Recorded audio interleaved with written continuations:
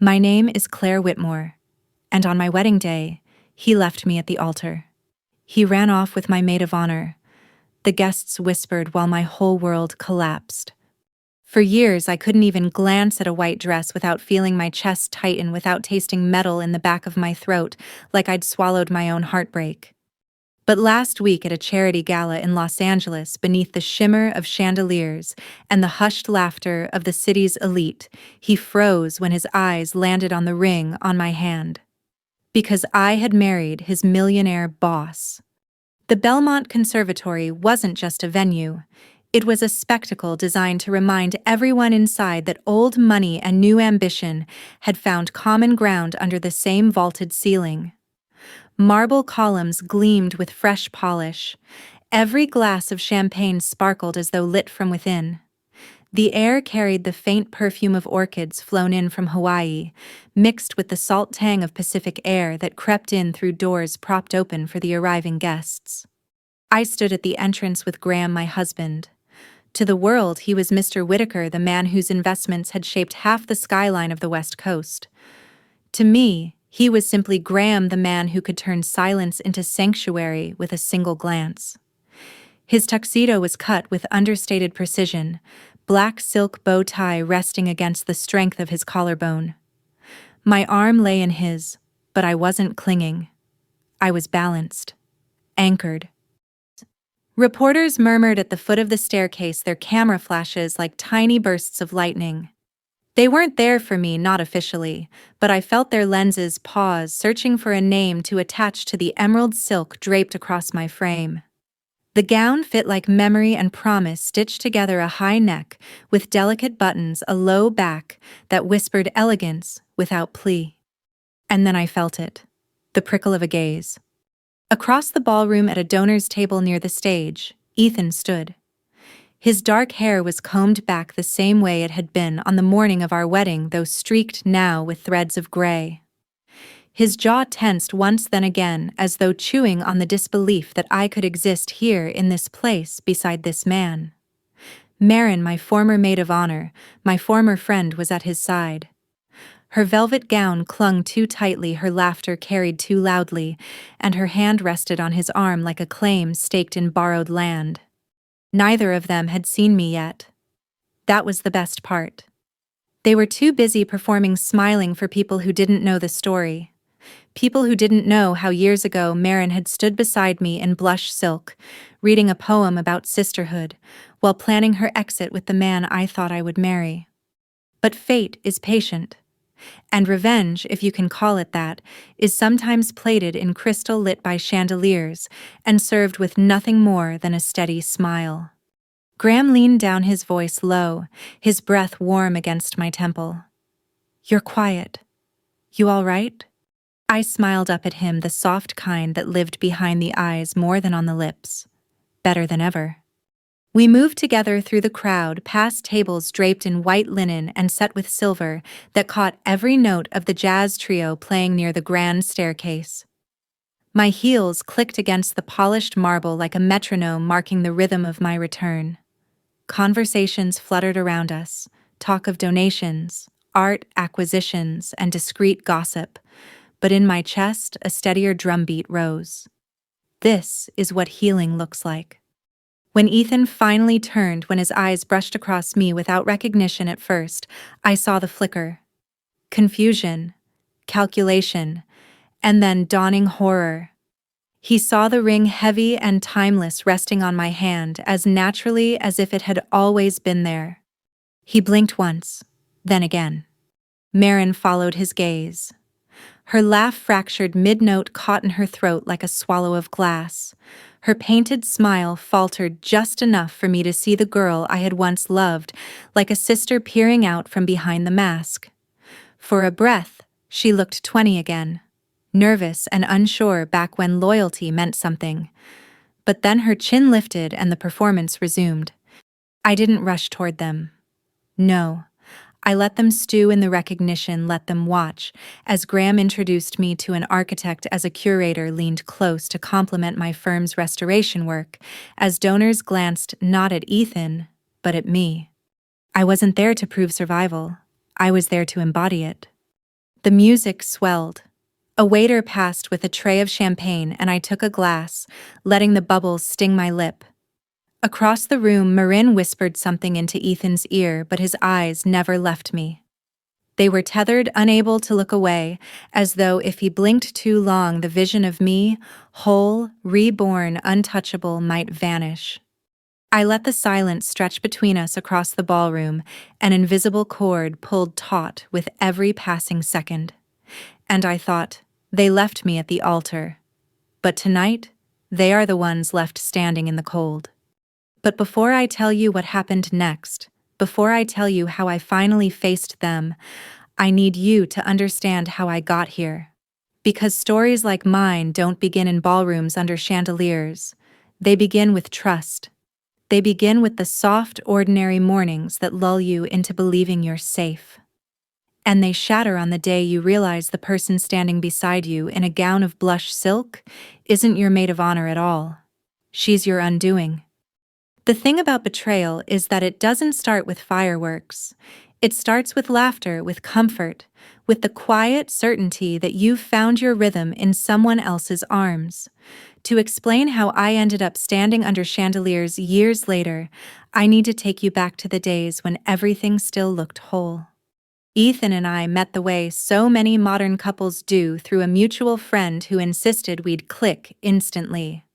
I rolled my eyes at the time, certain it would be another awkward dinner of mismatched small talk. But then he arrived at the cafe, tall and pressed, with a crooked smile that suggested both confidence and just enough charm to keep a room entertained. He asked questions, real ones, about my work, my family, my taste in music. I told him I loved Coltrane and Billie Holiday, that jazz was the only thing that could make Sunday mornings feel like an occasion.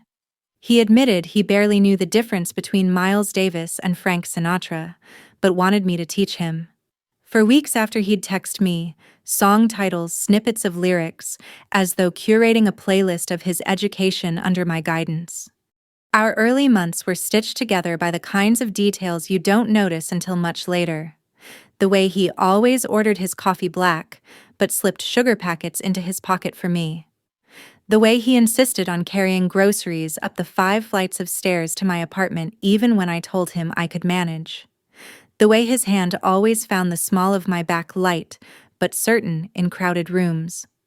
I told myself this is what stability feels like. And then there was Marin. She had been in my life long before Ethan. We met in college. She was the magnetic one in every room the girl professors adored and men gravitated toward. Marin had the kind of presence that turned Tuesday nights into stories worth retelling. Quick-witted, sharp-tongued, with a laugh that rolled over you like warm surf. I loved her fiercely, the way you love someone who's seen you at your lowest and still answers the phone at midnight. She and Ethan met over cocktails at one of those dimly lit bars where everyone pretends to be more mysterious than they are. Marin charmed him, of course. She charmed everyone. She teased me mercilessly afterward, "Claire, if you don't marry that man, I might." We laughed. We always laughed. The 3 of us became a unit. Dinners where Ethan grilled salmon while Marin rearranged the flowers on my table. Weekends at flea markets, Ethan carrying bags while Marin haggled over antiques. Nights when we sat with cheap wine binge-watching old British dramas until our eyes ached. I never thought twice about it. Why would I? She was my sister in every way but blood. When Ethan proposed 2 years later on a foggy hilltop in Napa, ring slipped onto my finger as the vineyards blurred behind us, Maureen was the first person I called. She screamed so loudly I had to hold the phone away from my ear. "I'm planning this wedding," she declared. "Don't even argue. Maid of honor rights." I laughed, grateful, relieved. Who else would I trust more? Our life together began to take shape. Ethan was climbing steadily in real estate development, working for one of the largest firms in the city. He carried himself with a confidence that came from knowing the right people and shaking the right hands. I admired his drive even when it meant late nights and long weekends. Meanwhile, my own design firm was starting to bloom. What had begun as a few freelance projects became something steadier, clients drawn to my ability to blend warmth with refinement. We bought a small Cape Cod-style house with white shutters and a porch swing that creaked in the early evening breeze. It wasn't extravagant, but it was ours. I spent hours choosing paint colors, arranging books by hue, planting rosemary in clay pots outside the kitchen window. Ethan teased me about obsessing over curtain fabric, but I could tell he loved it the way our home became a reflection of both of us. Marin was there for all of it. She helped pick out bridesmaids' dresses, came to cake tastings, even helped Ethan plan a surprise birthday for me when my schedule swallowed my attention. She had a key to the house, used it often, and I never questioned it. If I noticed the way her hand lingered on Ethan's arm when she laughed too hard at his jokes, I dismissed it. If I caught the glint of a shared inside joke between them, I told myself it was proof of how close we all were. I believed in loyalty. I believed in history. I believed that the people you'd chosen as family could never become the knife at your back. Looking back now, I see the fault lines. Tiny fissures in the foundation I was too in love or too naive to acknowledge. Ethan's sudden absences brushed off as deadlines. Marin's overly careful compliments about how lucky I was. The way silence sometimes followed when I entered a room as if I'd interrupted something unspoken. But at the time I thought I was building the kind of life people envied: a devoted fiancé, a flourishing career, a best friend who knew every secret and loved me anyway. Back then, I thought goodness was a shield. I didn't realize it was just a door I forgot to lock. It didn't break all at once. That's the cruel part of betrayal. It comes in quiet drafts, doors left ajar, conversations that end too quickly. Looking back, the cracks were already spreading long before I stood waiting in lace at the altar. It began with late nights. Ethan had always worked hard. Real estate development wasn't a 9-to-5 game. But suddenly dinners grew cold on the stove while his texts became shorter, less specific. Investor meeting, he'd write, followed by silence. When he came home, his tie loosened. His eyes seemed distant, as though part of him had remained elsewhere. I told myself it was stress, markets shifting, the pressure of promotion. I wanted to believe him because the alternative would unravel the life I thought I had. Marin was around more often, not less. She breezed into the house with takeout and a bottle of wine, laughing about her dating disasters, collapsing dramatically onto our couch, like she belonged there, which in many ways, she did. She was my maid of honor, my confidant, the one person who could make me laugh even when I was tired down to the bone. One night, after a fundraiser downtown, the three of us ended up by the fireplace in our living room. I had changed into sweatpants, hair pinned back, ready to sink into comfort. But Marin sat cross-legged on the floor near Ethan, still in her cocktail dress, hair glinting, lips glossy. She laughed at something he said too loudly, brushing an invisible speck from his pant leg. I remember thinking, she's trying too hard tonight. I dismissed it. What harm could there be? The rehearsal dinner came and went in a haze of champagne and polite toasts. Aunt Ruth stood up, her voice steady with age and wisdom. "Marriage is a long road," she said, raising her glass. "Don't expect it to be smooth, but walk it together. That's what matters." Everyone applauded. I smiled at Ethan across the room. He smiled back, but there was something in his eyes, distracted, almost calculating, that unsettled me. The morning of my wedding dawned with sunlight spilling through lace curtains. My mother fussed with the veil, smoothing the edges. My grandmother's brooch glinted on my bouquet of roses and peonies. Marin bustled in with coffee and pastries, kissing my cheek, her perfume sweet and overwhelming. She tied the silk ribbon on my bouquet with practiced fingers, humming under her breath like she had all the time in the world. When the time came, the organ swelled. Guests rose. The aisle stretched long and gleaming. I walked with my father, veil light as air hands trembling, not with fear, but with awe. The man I loved was waiting at the end. Or so I thought. We reached the altar. The officiant smiled, opening his book. The bridesmaids stood in a row, Maureen at the center glowing in her blush gown. I turned my eyes toward Ethan. But Ethan wasn't there. At first I thought he'd stepped aside, nerves getting the better of him. The guests shifted uncomfortably. The organist faltered, then held a note too long. A minute passed, then 2. The officiant cleared his throat, whispered to the planner. A ripple of whispers spread through the pews. And then a groomsman appeared at my side, pale and sweating. He leaned in, voice barely above a whisper. He's gone. I blinked. What? Ethan, he left. With Marin. The words didn't land all at once. They fell piece by piece like glass slipping off a table and shattering against the floor. With Marin, my maid of honor, my sister in everything but blood. The one who stood beside me in that blush gown, tears rehearsed for vows that would never be spoken. A murmur rolled through the guests, a tide of disbelief. Someone gasped. Someone whispered. Did the bride know a child's voice carried louder than intended? Did she do something wrong? My chest tightened. My bouquet slipped slightly in my grip. But I didn't run. I didn't collapse. I turned to the officiant, to my parents, to the sea of eyes staring at me as though waiting for me to fall apart. Instead, I inhaled. One long, steady breath. I removed the veil from my head with deliberate fingers. I set the bouquet down on the altar, petals trembling, and then I walked slowly, heels clicking against stone, down the aisle I had just ascended. No tears, no scene, just silence that pressed heavy against the walls. Outside, the sun still shone, cars still passed.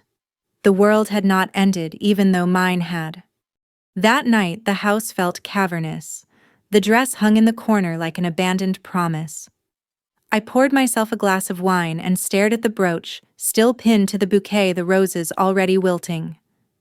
The phone buzzed with messages I couldn't face. Half were condolences, the other half were excuses. I sat there in the stillness and thought, they didn't just take my wedding.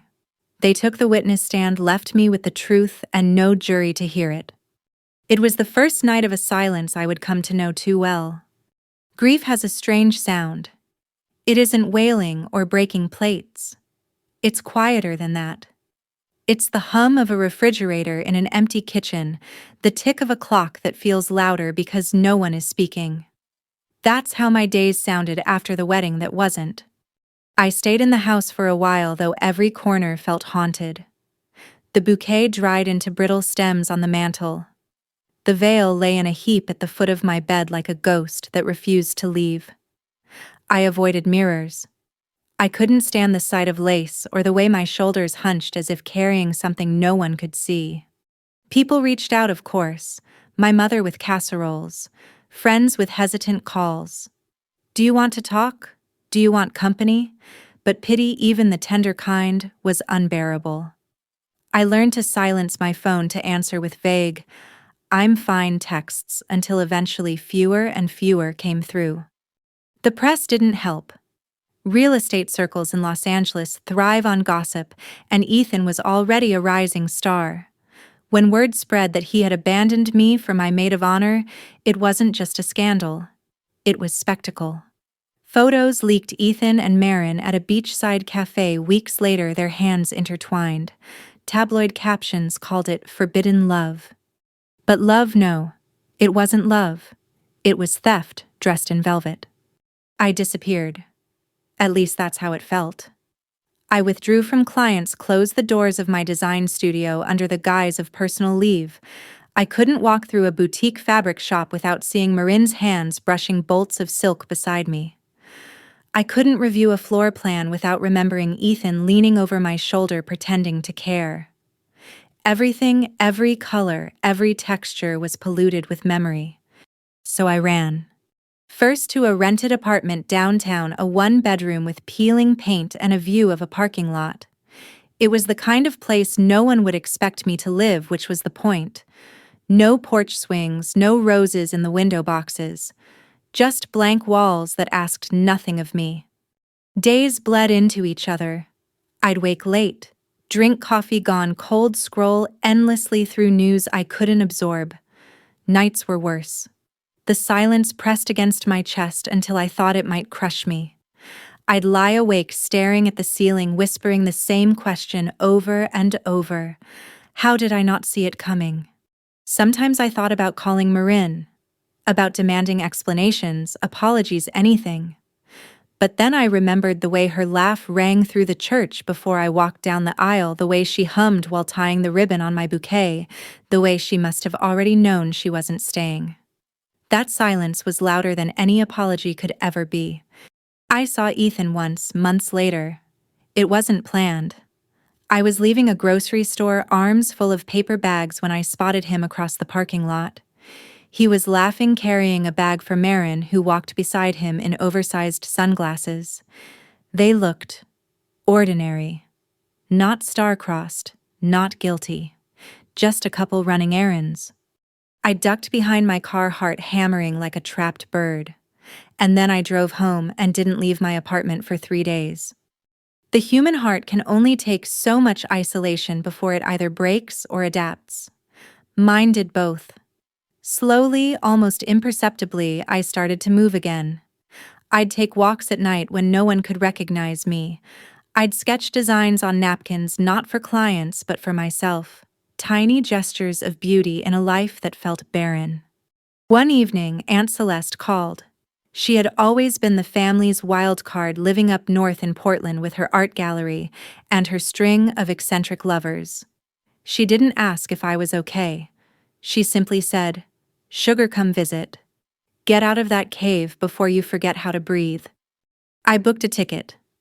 Her loft smelled of oil paint and lavender, the kind of place where life pressed against you in every color.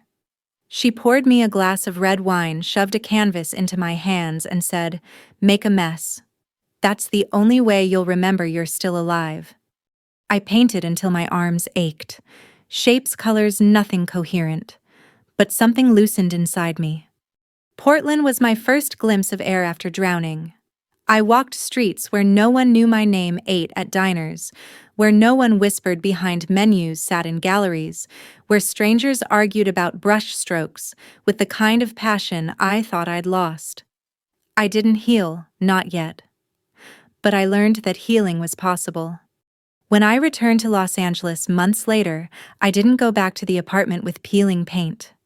I rented a small bungalow near the ocean where the salt air stripped me clean. I started freelancing again, small design jobs for clients who didn't care about my last name or my failed wedding. It was slow, it was lonely, but it was mine. And for a long time that was enough. But life, as I would come to learn, has a way of reintroducing fire just when you think the ashes have settled. It started as most second chances do, without fanfare. No violins, no lightning bolt.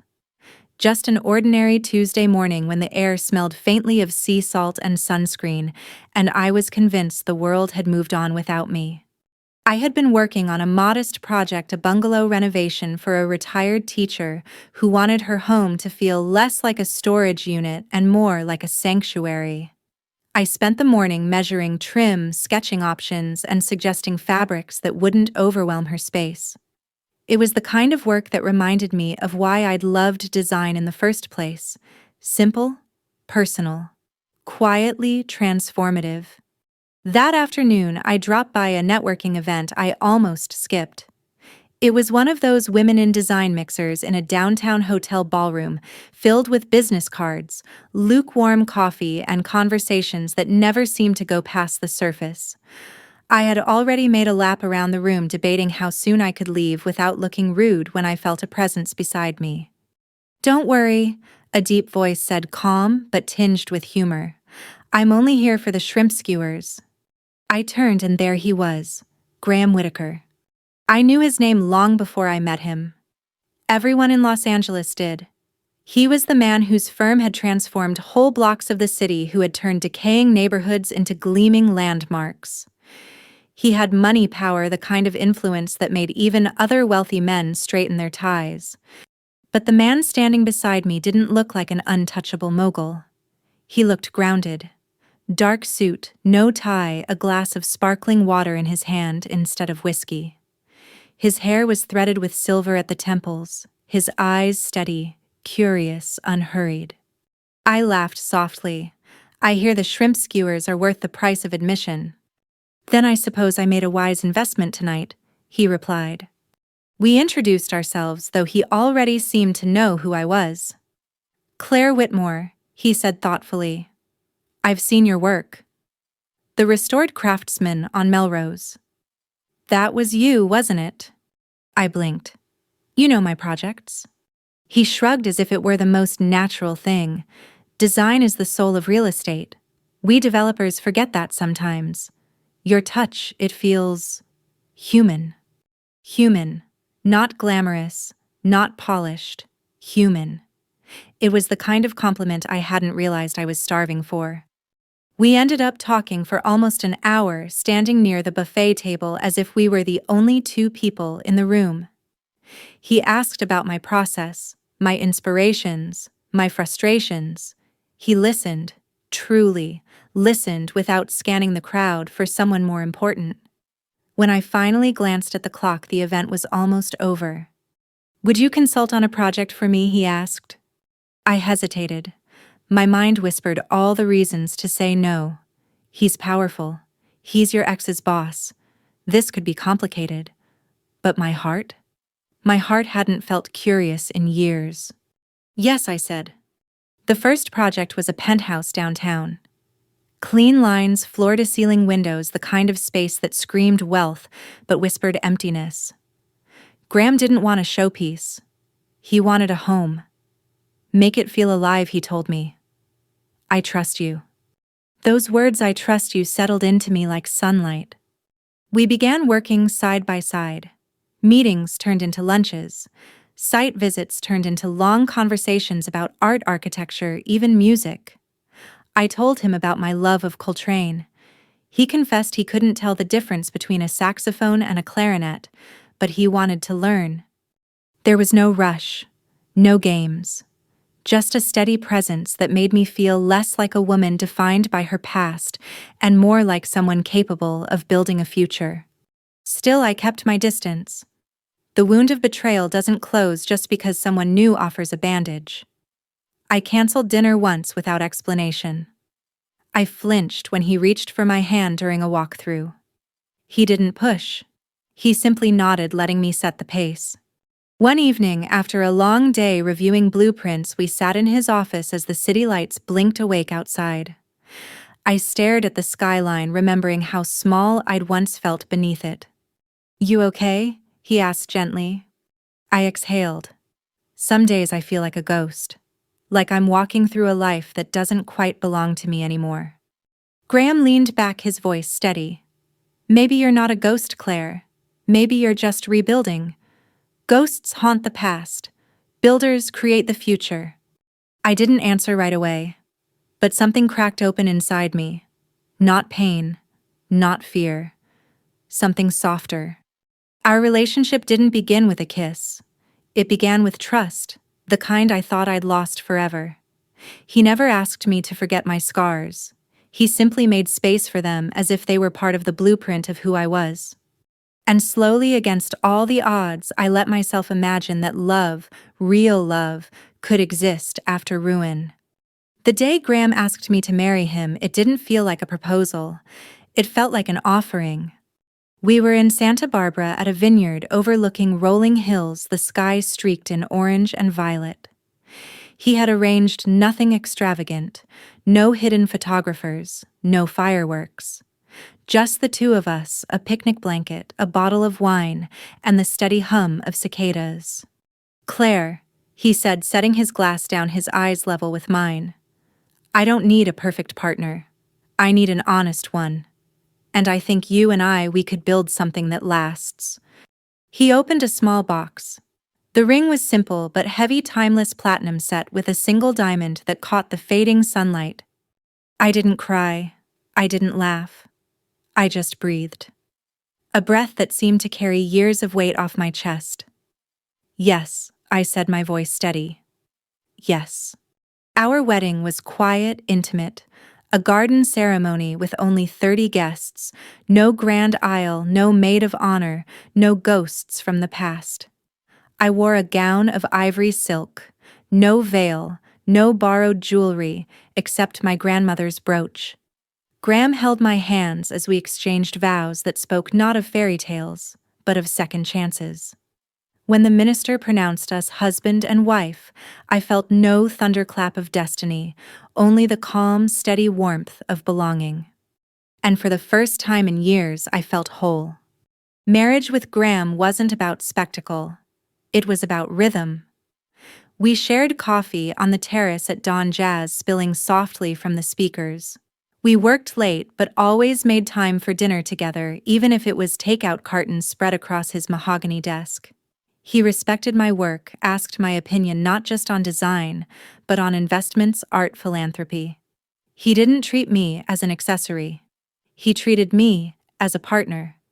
In the circles we moved through, the charity boards, the art galas, the endless donor dinners, people began to whisper my name as more than Ethan's jilted bride. I was Claire Whitaker now, and though I didn't define myself by his last name, I wore it with the quiet satisfaction of someone who had reclaimed her place in the world. And then came the whispers. It was at a fundraiser in Beverly Hills, months into our marriage, that I first heard Ethan's name again. He was still working in real estate, still climbing, but no longer just a developer. He was now working directly under Graham, my husband's protégé. The irony wasn't lost on me. The man who had left me at the altar was now answering to the man who slipped a ring onto my finger. Fate, it seemed, had a sense of humor sharper than mine. At first I bristled at the thought of sharing orbit with him again, but Graham's calm steadiness grounded me. "You don't need to run from your past," he said one evening as we prepared for another gala. "Let it see you. Let it see who you are now." So I did. I let myself shine. I poured my energy into projects that mattered, restoring historic homes, designing community spaces, creating sanctuaries for people who had lost theirs. The press began to notice. Claire Whitaker, the designer who blends soul with stone. Invitations poured in not just because of my husband's name, but because of my own. For years I had felt invisible. Now I was luminous. And then the invitation arrived. The Los Angeles Heritage Gala. The kind of event where the city's power brokers gathered under chandeliers, where fortunes were pledged in the form of donations, where reputations were cemented. Graham had been honored before, but this year he was on the committee. When I read the guest list, my breath caught. Ethan and Marin were attending. Together. The thought made my stomach twist, not with fear but with something sharper. Anticipation. "Do you want to skip it?" Graham asked gently. I shook my head. "No, I need to go." He studied me for a moment, then nodded. "Then we'll go. Together." The night of the gala shimmered like a stage set. Silverware gleamed. Jazz curled through the air. Guests leaned into conversations with the calculated grace of those who knew they were being watched. I wore emerald silk that clung like memory, a gown that spoke of confidence rather than apology. Graham at my side, tall and steady, was less an escort than a statement: "This woman belongs here." And then I saw them. Ethan, Marin. Across the ballroom, their laughter too bright, their posture too stiff. Ethan wore a tuxedo that didn't quite fit, not the way Graham's did. Marin's gown was black velvet, dramatic but overdone. Her ring. My old ring, catching the light as if it still held power. They didn't see me yet. They were too busy shining for people who didn't know the truth. But they would. Oh, they would. Because revenge isn't always about shouting or slamming doors or exposing secrets.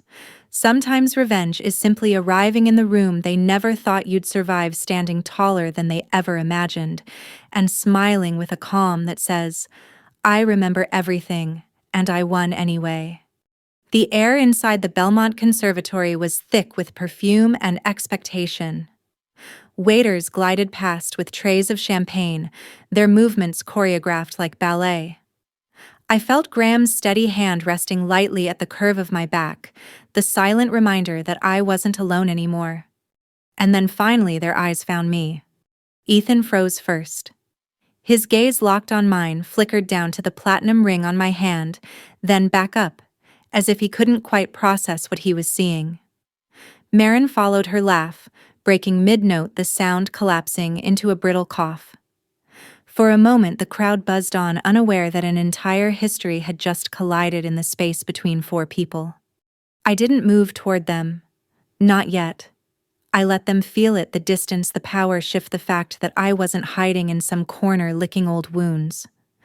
I was here, radiant, unshaken, and standing beside the man who held more sway over Ethan's career than any investor or partner ever could. Finally, they crossed the room. Of course they did. Claire. Ethan said, his voice tight, his hand extending as if we were cordial acquaintances at a networking event. It's been a long time. I tilted my head, lips curving into something that wasn't quite a smile. Ethan. His eyes searched my face, desperate for recognition of the bond we once had, but he found none. Only calm. Only distance. You look incredible. He offered, his words catching between awe and regret. Thank you, I replied evenly. New city. New life. Marin stepped in, her smile strained, the diamond on her hand flashing under the chandeliers. I saw the magazine feature, she said, her voice pitched just too high. Your work is impressive. I met her gaze. For a moment I saw the girl who once held my hair back during college hangovers, who once cried with me over failed exams, who once promised sisterhood. Then I saw the woman who had stood in blush silk beside me, knowing full well she was about to walk out with my groom. Yes, I said softly, it is. Silence stretched. Around us, donors laughed, jazz-swelled glasses clinked. But here in this small circle, time slowed to a crawl. Ethan cleared his throat, tried again. I've been meaning to. Don't, I interrupted gently. We're not doing that here. His mouth closed. Marin's eyes darted to Graham, who had remained silent, his presence towering without a word. She looked back at me, searching for something: resentment, anger, tears. But I had none left to give. You know, I continued, my voice calm, steady. I used to wonder what I'd say if I ever saw you both again. But then I realized nothing I could say could match what life has already said for me. Their faces shifted, confusion giving way to unease. I lost everything I said softly, the words almost intimate, and I still came out richer. Marin flinched. Ethan's jaw tightened. I leaned in slightly, my voice velvet but unyielding. You didn't break me. You freed me. And with that, I turned my gown, sweeping the marble floor, and walked away. Not out of spite, but out of arrival. Graham was waiting by the balcony, 2 glasses of champagne in hand. He raised one toward me. Everything okay? I met his eyes, the city lights glittering behind him like scattered diamonds. I smiled. It is now. We clinked glasses. Behind us, the chandeliers blurred into galaxies of light. I rested my hand on his arm, not out of need but choice. Later, as the gala wound down and guests drifted into limousines, I stood at the conservatory steps, gazing out over the Los Angeles skyline. The city hadn't changed, but I had, and that was enough. On the drive home, I thought of Marin's faltering smile, Ethan's frozen eyes, the way their confidence cracked when they saw me, and I realized something: revenge wasn't about their downfall. It was about my rise. Because healing doesn't whisper. Healing walks into the same room as the people who tried to erase you and glows so brightly they have to squint to look. And if you've ever been broken, if you've ever been betrayed, let my story be proof you can rebuild. You can shine again. And when you do, the people who doubted you will see it, even if you never say a word. So tell me, where are you listening from tonight? Share your story, if you dare. And if you want more true tales of betrayal, of heartbreak, and of the fierce resilience that follows, don't forget to stay with me. Because revenge, my friends, isn't always fire. Sometimes it's light.